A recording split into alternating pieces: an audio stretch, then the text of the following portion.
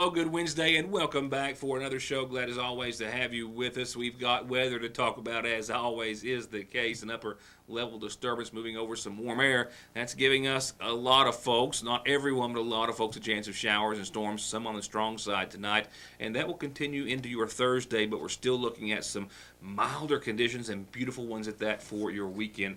An updated forecast is forthcoming in just a few moments, as are our headlines tonight, which will include putting in and installing a tornado and other situation warning siren, which will be operational in Salyersville tomorrow afternoon. I'll take you to the scene. We'll hear more about the device, and a follow-up is coming tomorrow as they're planning on testing it and having it operational by then. Also, a planned power outage for hundreds of customers of AEP in Magoffin County this weekend. An update on the escapee who walked out of the Big Sandy jail yesterday, and the pretrial conference set for tomorrow, and some significant changes in regards to the case of Mayor Bob Porter in general.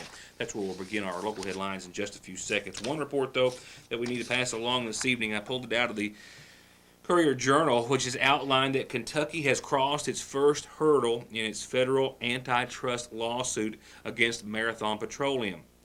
This is after a judge denied most all of the oil company's motions to dismiss the claims, which means the case will indeed go on. Attorney General Andy Beshear's office said today, quote, "It's actively pursuing this case to better protect Kentucky consumers and families. We agree with the judge's decision, and we will move forward aggressively on the merits."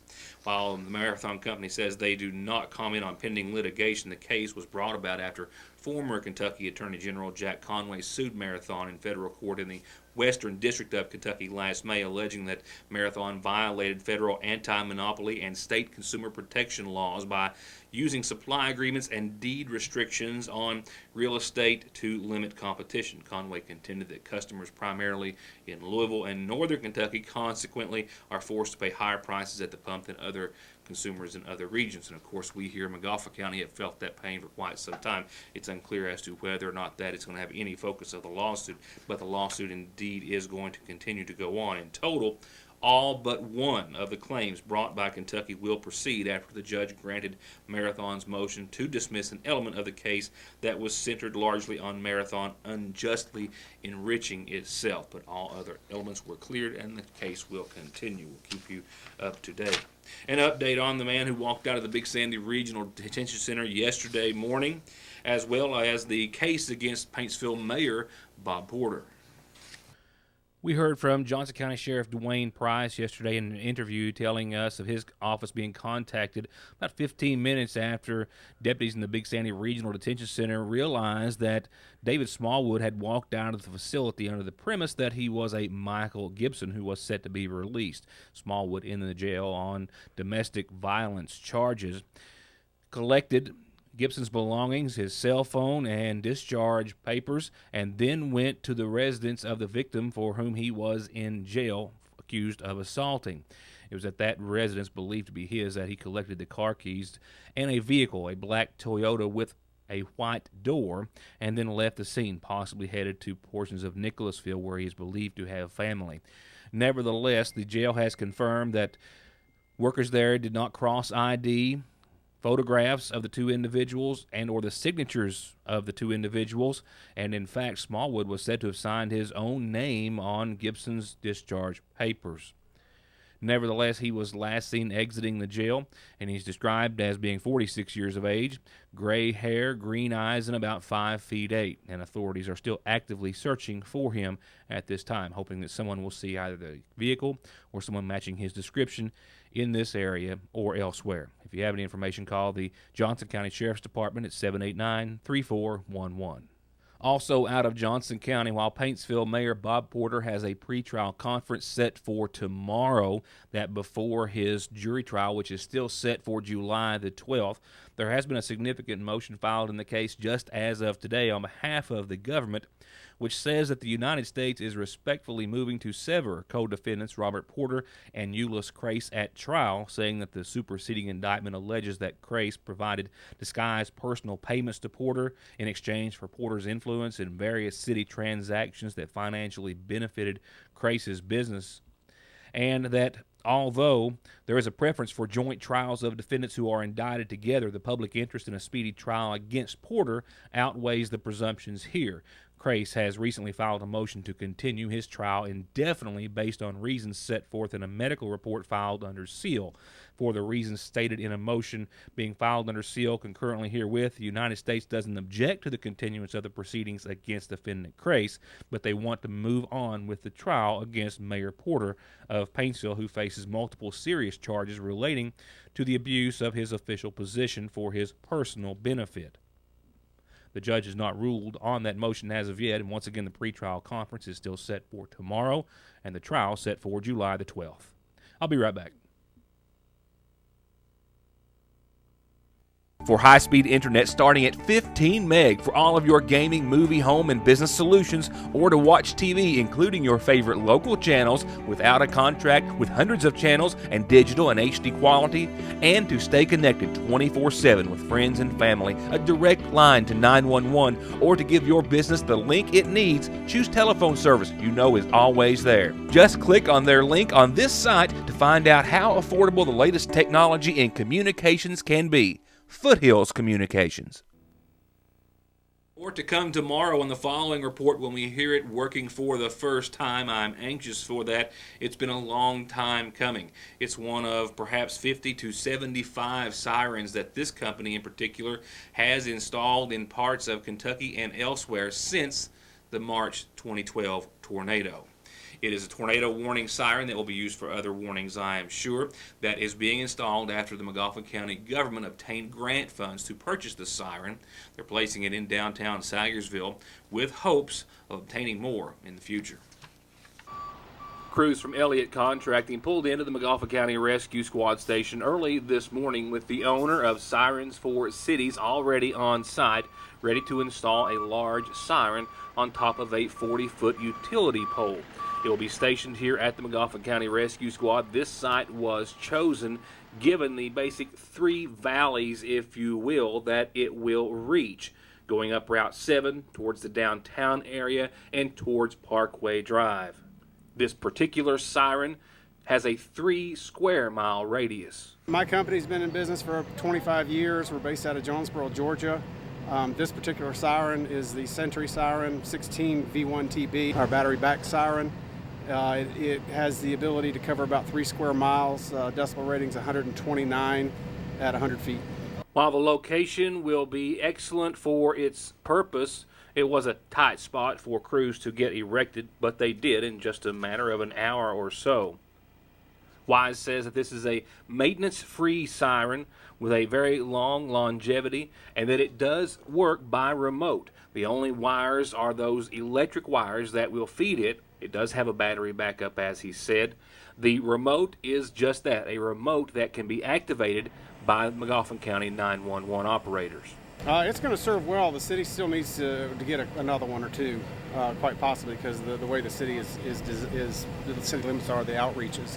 This might not reach the very outer edges, but I understand they're applying for more grants for additional sirens. This is the old World War II style sirens. It's called a mechanical siren. It's got a duty rating of about 40 years. It'll be activated by radio control from the 911 center.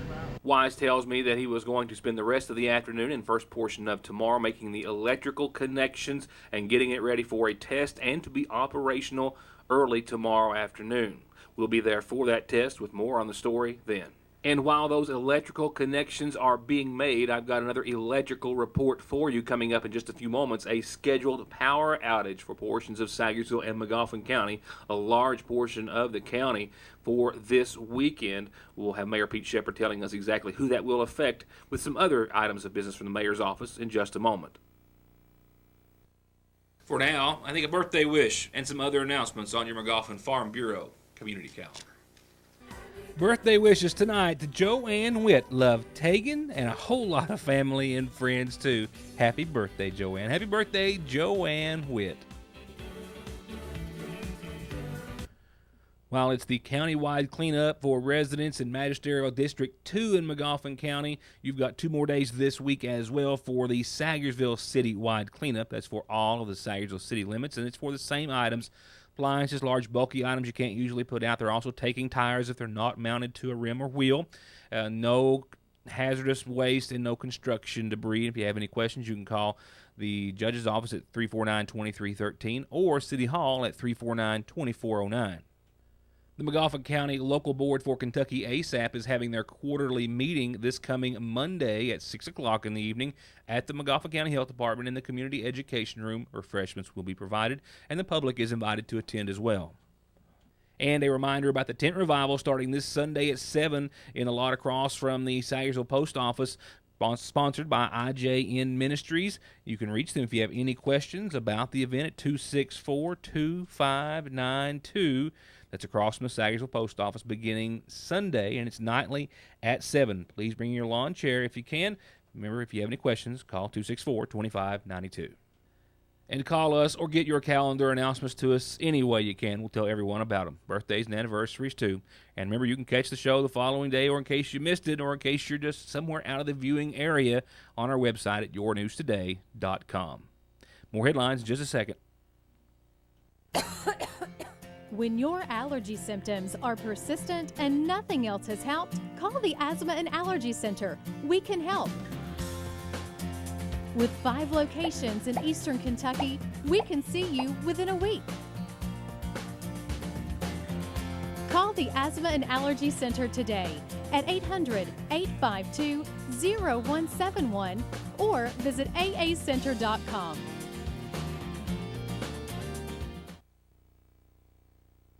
Sizzling summer savings roll on at Premier in Paintsville. This sporty 06 Xterra, $4,500. Yeah, it's a 4x4. This 01 Tahoe LT loaded, $29.95. And price is too low. You'll just have to call on this 04 40th anniversary V6 automatic Mustang and this 01 Sonoma with only 74,000 miles. Call Scott Reed at Premier in Paintsville, 477-0471. Mayor Pete Shepard asked us to allow him to inform everyone about a planned power outage that will affect a great deal of AEP customers this Saturday morning. It also will possibly alleviate another planned power outage down the line, as crews with the Magoffin County Mountain Parkway expansion project, says Shepard, are going to take advantage of this opportunity.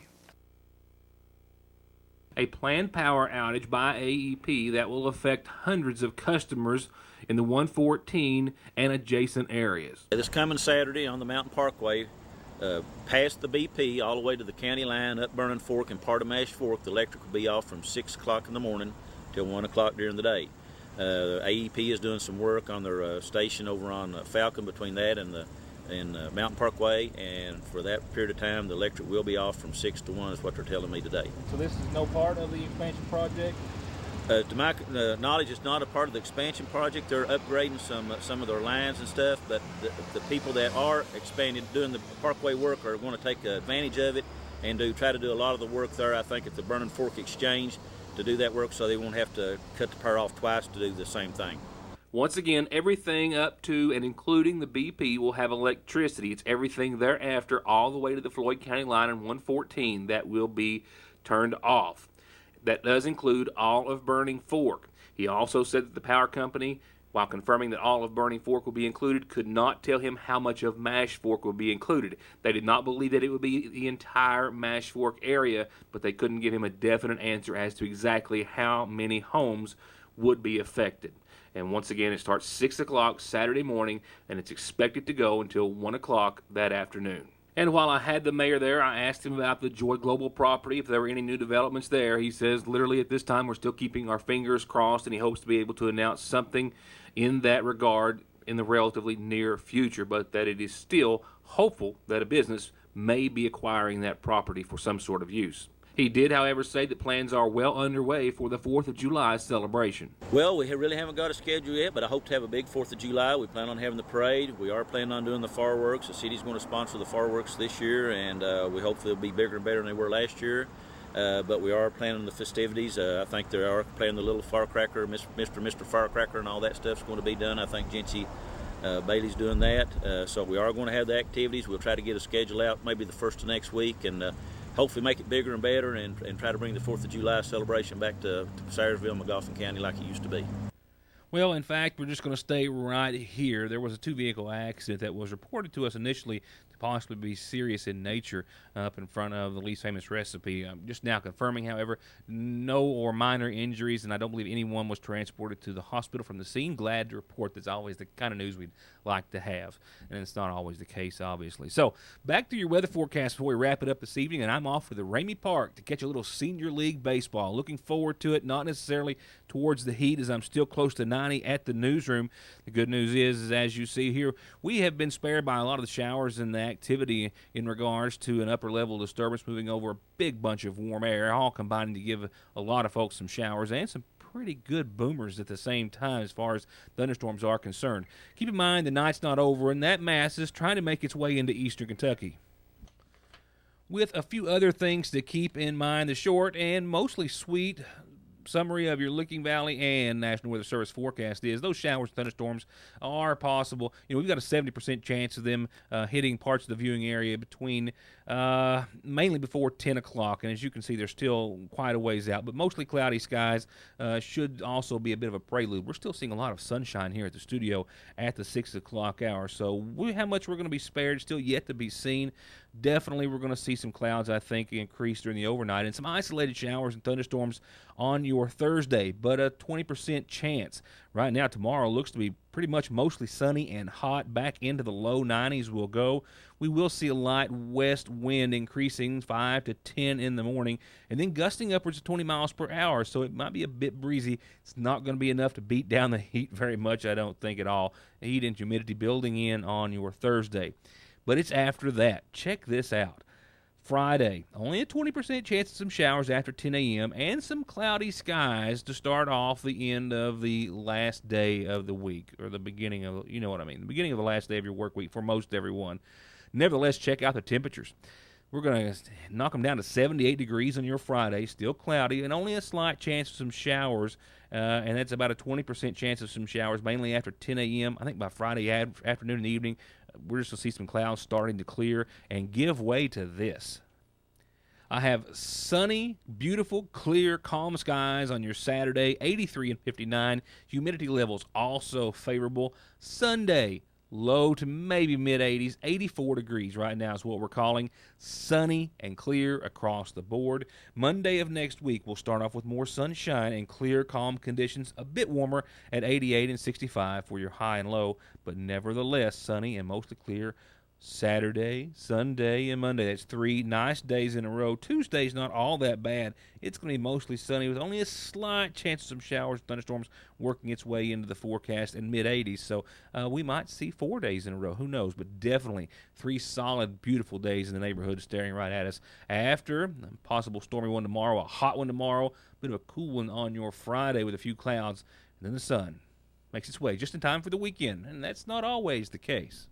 Have Painesville City Council coverage, Johnson County Fiscal Court coverage from this week, and other headlines that you'll only see here if you join us next time for more of your news today. For now, enjoy the rest of your evening. We hope it's not too stormy or severe for you, and we'll see you back here tomorrow night as the weather then, we hope, or at least around that time, should start to improve just in time for the end of your work week and definitely for your weekend. Thanks for watching, and have a good night.